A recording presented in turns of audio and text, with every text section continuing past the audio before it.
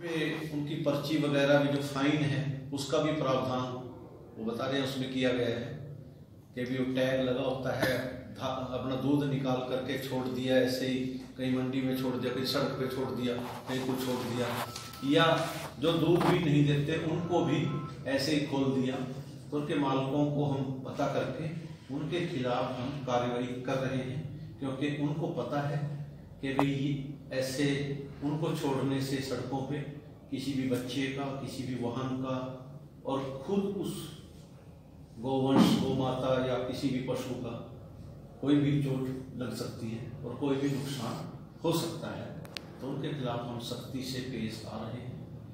और गौशाला के हमारे जो प्रधान हैं नारायणगढ़ से सुमन जी हमारे साथ बैठे हैं, जो बहुत बड़ी एक गौ माताओं के लिए गौशाला हमारे ये जो यम केशर में जो है पहले से ही काफ़ी समय से, तो ये काफ़ी सालों से उसमें होते हैं और वो खुद इंजर्ड हो जाते हैं।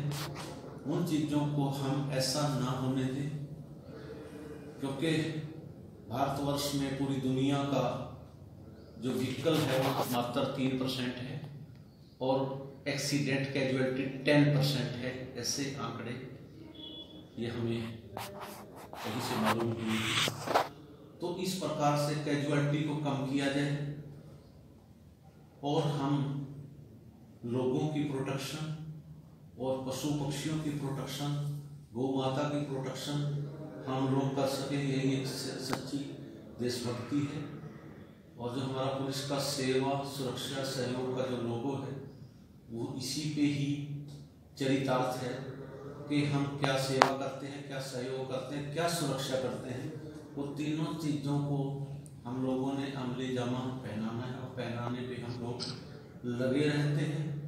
तो आपके हमारे प्रेस के बंधु और छायाकार साथी हमारे पास बैठे के माध्यम से यही आप कहेंगे कि जो भी अपने पशु को, अपने किसी गौ माता को, गोवंश को सड़कों पे ऐसा सेवा करने की बजाय खोल देते हैं, उनकी खैर नहीं है, क्योंकि वो उनकी सेवा करें बांध करके प्रॉपर तरीके से उनका अगर कोई इंजर्ड ट्रीटमेंट करें। ये एक किसी गौशाला के इंचार्ज का या किसी एक आदमी का काम नहीं, हम सभी का मिलजुल करके समाज का, समाजसेवी संस्थाओं का, लोगों का, सभी का, भारतवासियों का, सभी की ड्यूटी है कि हम जो है गौ माता, गौवंश, कोई भी पशु इस प्रकार से ना कोई इंजर्ड किसी को करे और ना इंजर्ड हो, उसको प्रॉपर स्थान पे उसकी सेवा हो जहां वो प्रॉपर उसका स्थान बनता है, मालिक के घर या गौशाला या जो भी है। अभी कुछ देर पहले आपके द्वारा बताया गया कि शहर के अंदर, नारायणगढ़ शहर के अंदर या इसके आसपास यदि कोई गोवंश या कोई पशु आवारा उसमें मिलता है तो उनको गौशाला में भेजा जाएगा। तो उसमें कौन से टाइप के गोवंश को गौशाला में भेजा जाएगा? केवल दूध देते पशु हैं उनको, या वैसे बिना दूध देते पशुओं को भी भेजा जाएगा? देखिए, चाहे कोई दूध देता है या नहीं देता है, गोवंश गोवंश से है। इसमें कोई दूध देने या ना देने की बात का वो नहीं है।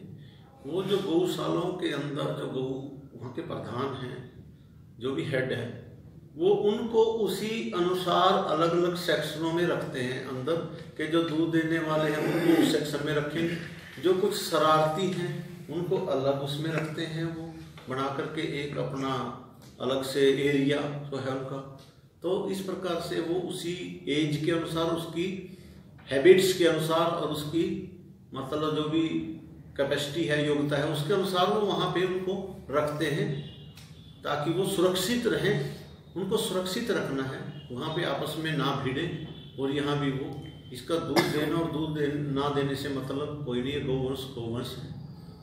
ये आज आपके द्वारा जो गोवंश के बारे में बताया गया, तो आज आपके ऑफिस में आपने स्थानीय गौशाला नारायणगढ़ के प्रबंधक सुमन जी को भी बुलाया। क्या वो आपकी बात का समर्थन करते हैं? हाँ जी सुमन। गोवंश के प्रति जो भाव है सरकार का है, चाहे अनिल जी का है, वो तो बढ़िया से बढ़िया है ही है, और उसको अमली जामा देने की जरूरत है। प्रैक्टिकली बात अगर होगी तभी बात होगा। खाली जमा खर्च में तो पहले बहुत बातें होती रही, और एक गोवंश सारा सिस्टम ऐसे ही है चल रहा है। आज ड्राई कर दिया, 10 दिन के बाद फिर उतने के उतने हैं, फिर 10 दिन के बाद फिर ड्राई कर दिया, फिर 10 दिन के बाद फिर उतने के उतने हैं। ये प्रॉपर जो सिस्टम है इसका बनाना पड़ेगा। इसकी मास्टर प्लान बनाया हुआ है। अगर सरकार चाहेगी हमारे बात पूछेगी तो हम उसको बताएंगे मास्टर प्लान के में ही ये काम चलेगा। ये ऐसा काम, इस तरह ये काम चलने वाला नहीं। आज जो डीएसपी साहब ने आपको ऑफिस में बुलाया है, तो अब इनके कहे अनुसार जैसे ये वो प्रकाशित होंगे समाचार, तो उसके बाद आपके पास भी फोन आएंगे, वैसे भी आएंगे, तो आप हर प्रकार के पशुओं को रखने के लिए बाध्य होंगे? नहीं, बाध्य का क्या मतलब होता है? बाध्य का क्या है? बाध्य से मेरा मतलब यह है कि अगर कहीं से फोन आता है, सूचना आपको प्राप्त होती है, तो अगर कोई गौशाला में छोड़ता है तो उनको आप रखेंगे? गौशाला का एक अपना सिस्टम है, बगैर सिस्टम से काम नहीं चलता। अब क्या है, जगह हमारे पास 500 की है, गोवंश आता है हमारे पास 800। जो लोग छोड़ के गए वही 10 दिन बाद आएंगे, यार ये तो कसाई खाना है, तो गौशाला थोड़ा है। आज चारे का 1250 रुपये क्विंटल का रेट है। 1250 रुपये क्विंटल, जो 450 रुपये क्विंटल होता था इन दिनों में। चौथे दिन गाड़ी आती है 2 लाख रुपए की। परसों गाड़ी आई थी, 2 दिन के बाद फिर गाड़ी चाहिए। कैसे ले आओ, कहीं से ले आओ, वो आपका विषय है, पर उसकी व्यवस्था के लिए तो विचार तो करना पड़ेगा ना जी। अगर ऐसे हो कि भाई आई जाओ, अब हमने प्रशासन से प्रार्थना की थी, एसडीएम साहब को कहा, सेक्रेटरी को कहा कि जो गाय है और जो छोटे बछड़ियाँ हैं छोटे, सांड को छोड़िए। सर्दी से पहले हमने रिटर्न में दिया, बकायदा सेक्रेटरी को भी दिया, एसडीएम साहब को भी कहा कि जो गाय हैं और बछड़े हैं और बछड़ियाँ हैं, जो भी छोटे बच्चे हैं, उनको आप सर्दी से पूरे तुरंत गौशाला में, जो हम कैसे भी उसकी व्यवस्था करेंगे। मगर 4-5 ट्रालियाँ गाड़ियाँ गई होंगी, उसके बाद तो कोई गई नहीं, किसी ने कोई ध्यान नहीं किया। वो प्रोग्राम थोड़े दिन चलता है, उसके बाद फिर जय सिया राम, और उसमें कोई सहयोग नहीं है किसी किस्म का। क्या सरकार की तरफ से गौशाला को कोई सहयोग मिलता है? सरकार की तरफ से ऐसा बेटा, सरकार की तरफ से जो सहयोग मिलता है, सरकार की भी अपनी एक सीमाएं हैं, व्यवस्थाएं हैं। अब आप ये सोच देखते हैं कि एक गोवंश का कम से कम खर्चा 80 रुपये मानते हैं हम लोग। पहले 75 रुपये मानते थे, अब 80 रुपये मानते हैं एक गोवंश का। 1200 के आसपास गोवंश आपकी गौशाला में है, तो क्या कैलकुलेशन होगी?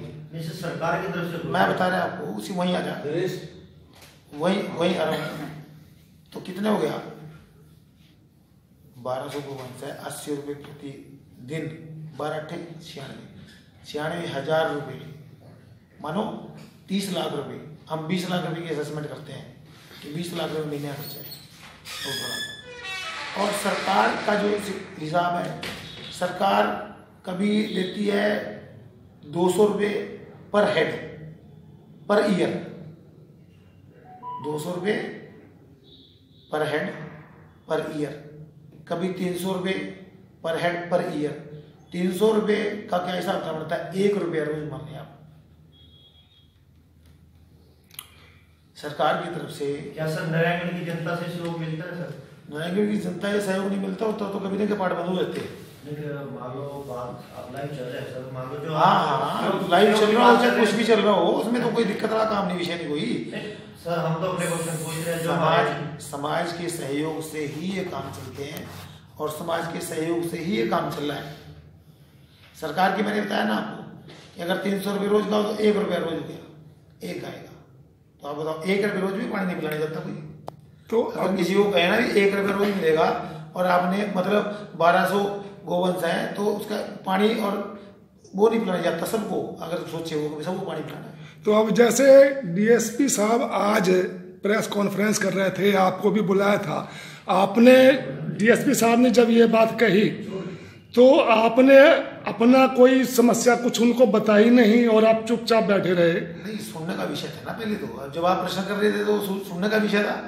अब हमारे से बातचीत आएगी तो तभी हम बात का जवाब देंगे। बीच में हम टांग उड़े करेंगे तो उसका क्या मतलब होता है। अब ये बेसहारा गोवंश घूमने की बात है, इसमें 50% गोवंश जो है अनिल जी ये मुसलमानों का है। आप देखो उसमें रेड जितने भी बछड़े बछड़ियाँ और दूसरे तीसरे बछड़े हैं, वैसे तो बछड़ी तो छोड़ते ही नहीं वो, 50% ये जो यहाँ के टिक जाते हैं ये छोड़ देते हैं बछड़ों को सबको। 6 महीने का है, कोई 20 दिन का है, कोई 10 दिन का है, कोई 1.25 महीने का है, कोई 1.5 महीने का मरने के लिए, और वही बात आप बढ़ी है कि मरने और मारने के लिए छोड़ देते हैं।